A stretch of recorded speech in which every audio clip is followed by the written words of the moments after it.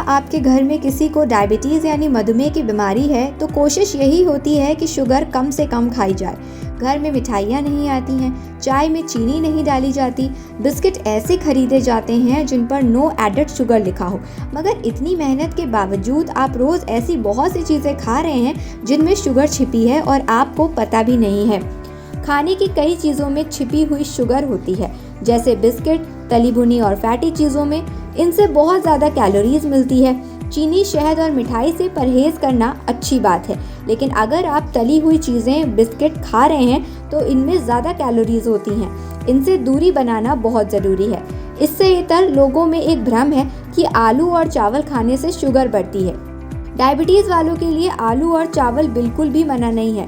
दरअसल चावल और आलू खाने से कैलोरी या शुगर बढ़ने की संभावना स्टार्च की वजह से होती है, इसलिए हमें उन्हें अलग तरीके से बनाना चाहिए। जैसे अगर चावल को ज़्यादा पानी में उबालें और उनमें जितना भी स्टार्च है उसे निकाल दें तो हम दोनों मील में चावल खा सकते हैं, जैसे दक्षिण भारत और पश्चिम बंगाल के लोग खाते हैं। यानी चावल खाना बिल्कुल मना नहीं है।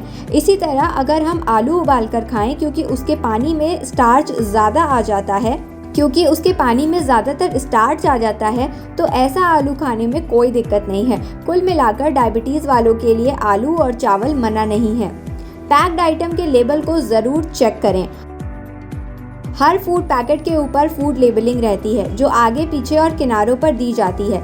लेबलिंग पर लिखा रहता है कि उनमें कितनी सर्विंग्स हैं और प्रति सर्विंग में कितनी कैलोरीज, कार्बोहाइड्रेट, एडेड शुगर या ज़ीरो शुगर है।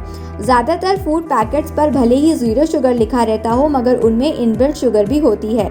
इसलिए खरीदारी करते समय हमेशा फूड लेबल्स चेक कर लें। देखें कि उनमें प्रति सर्विंग्स पर कितनी कैलोरीज, कार्ब्स और एडेड शुगर हैं। आजकल पैकेट बंद जूस आते हैं, इन पर नो एडेड शुगर लिखा होता है, लेकिन फिर भी इनमें इनबिल्ट शुगर होती है। जैसे अगर 150 ml के आसपास पैकिंग है तो उसमें करीब 14 ग्राम शुगर होती है। इसलिए खरीदने पर ये ज़रूर देखें कि पैकेट में कितनी शुगर है और सेहत के लिए वो कितनी फ़ायदेमंद या नुकसानदेह है। बहुत सारे कोल्ड ड्रिंक्स पर ज़ीरो शुगर लिखा होता है। इसका मतलब ये नहीं कि इनमें ज़ीरो शुगर है। इनबिल्ट शुगर तो होती ही है जो हमारे लिए हानिकारक है। मीठे से क्यों हो जाती है डायबिटीज़? जब हम मीठा खाते हैं तो उनमें ग्लूकोज, माल्टोज, सुक्रोज, फ्रक्टोज जैसे कार्बोहाइड्रेट्स होते हैं जिन्हें पाचन की बहुत कम आवश्यकता होती है। ये सीधे खून में घुल जाते हैं, इसलिए हम इसे खाने के बाद शुगर लेवल तेज़ी से बढ़ा लेते हैं। डायबिटीज़ में एक्सरसाइज ज़रूरी। शुगर कंट्रोल करने में एक्सरसाइज की बहुत अहम भूमिका है। ये ब्लड प्रेशर, कोलेस्ट्रॉल, वजन कंट्रोल करती है। भारत में जितने भी डायबिटीज़ के मरीज़ हैं उनमें से 95% टाइप 2 डायबिटीज़ हैं। टाइप 2 डायबिटीज़ का मुख्य कारण इंसुलिन रेजिस्टेंस है। इस इंसुलिन रेजिस्टेंस होने की वजह से फिजिकली एक्टिव ना होना, असंतुलित डाइट और स्ट्रेस है। जब हम एक्सरसाइज करते हैं तब इंसुलिन रेजिस्टेंस कम होता है और इंसुलिन सेंसिटिविटी बढ़ती है। ओवरवेट होने पर इंसुलिन सही तरीके से शरीर में काम नहीं कर पाता। इस वजह से इंसुलिन रेजिस्टेंस होने लगता है और इसे रेजिस्टेंस को ख़त्म करने के लिए एक्सरसाइज करना बहुत ज़्यादा ज़रूरी है। एक्सरसाइज करने से वज़न भी कम होता है। वज़न कम होने से ब्लड शुगर लेवल कम होते हैं। ब्लड प्रेशर और कोलेस्ट्रॉल कंट्रोल में आता है। ट्राइग्लिसराइड और LDL कोलेस्ट्रॉल के लेवल भी कम होते हैं। साथ ही HDL कोलेस्ट्रॉल का लेवल बढ़ जाता है। एक्सरसाइज ना कर पाने पर वज़न बढ़ जाता है, डायबिटीज़ बढ़ जाती है, ब्लड प्रेशर और कोलेस्ट्रॉल बढ़ जाता है, जिस वजह से heart attack, kidney failure, liver failure के चांस भी बढ़ जाते हैं। महिलाओं में PCOD के मामले बढ़ जाते हैं, यानी हर व्यक्ति के लिए चलना बहुत ज़्यादा ज़रूरी है।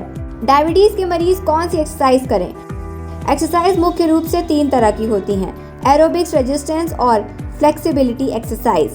एरोबिक्स एक्सरसाइज को बार बार एक लय में किया जाता है, जैसे चलना, दौड़ना, तैरना, साइकिलिंग करना।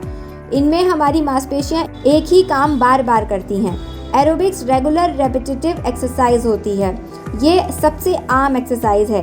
गाइडलाइंस के मुताबिक हफ्ते भर में 150 मिनट एरोबिक्स एक्सरसाइज करनी चाहिए। रोज़ के हिसाब से देखें तो प्रतिदिन 20 मिनट पर्याप्त रहेंगे। हालांकि किस स्पीड पर चलना या दौड़ना है ये आपकी क्षमता और आदत पर निर्भर करता है।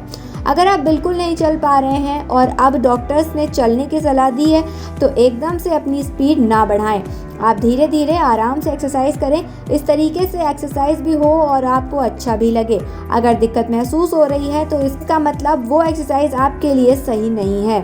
अब आती है स्ट्रेंथनिंग एक्सरसाइज। ये मांसपेशियों को ताकत देती है।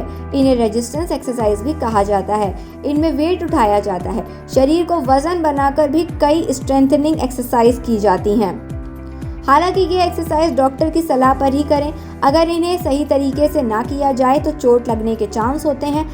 तीसरी है फ्लेक्सिबिलिटी एक्सरसाइज। इन्हें करके बैलेंस बनाना सीखते हैं। बैलेंस के लिए जापान में ताई ची और भारत में योग है। ये बहुत ज़रूरी एक्सरसाइज है। इनमें संतुलन सुधरता है और शरीर लचीला बनता है। अगर रोज़ एक्सरसाइज कर रहे हैं तो प्रतिदिन 20 से 30 मिनट करें। अगर रोज़ नहीं कर रहे हैं तो हफ्ते में 5 दिन एक्सरसाइज करें। कोशिश करें कि जिन 2 दिनों में आपने एक्सरसाइज नहीं की है वो लगातार ना हो। लगातार 2 दिन एक्सरसाइज नहीं करेंगे तो शरीर के लिए सही नहीं होगा।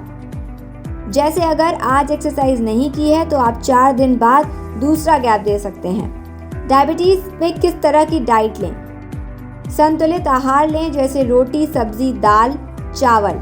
सभी तरह की सब्जियां ले सकते हैं। सर्दियों में गोभी, परवल, टमाटर, मटर खा सकते हैं। गर्मियों में भिंडी ले सकते हैं। करेला खा सकते हैं। कई मरीज करेले या लौकी का जूस पीते हैं तो उन्हें जूस के बजाय इनकी सब्जी खानी चाहिए। जिन सब्जियों में म्यूसिन ज़्यादा होता है, जैसे भिंडी, उन्हें भिगोकर उनके पानी का इस्तेमाल करना फ़ायदेमंद हो सकता है। यह हमारे शरीर के कार्बोहाइड्रेट और ग्लूकोज के डायरेक्ट एब्जॉर्प्शन में देरी करता है। खाने में फ़ैट और तली भुनी चीज़ें कम हो।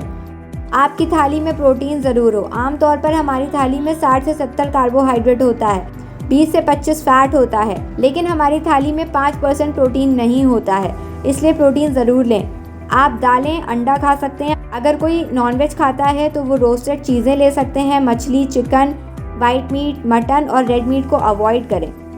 इस तरीके की संतुलित डाइट से शुगर का कंट्रोल अच्छा रहेगा।